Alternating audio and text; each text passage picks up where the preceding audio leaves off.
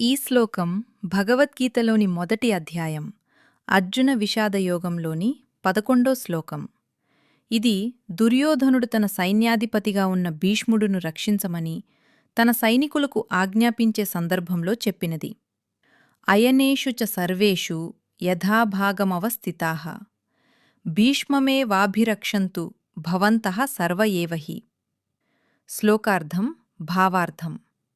అందరూ మీ స్థానాలలో నిలబడి మీ విభాగాల ప్రకారం యుద్ధానికి సిద్ధంగా ఉండండి.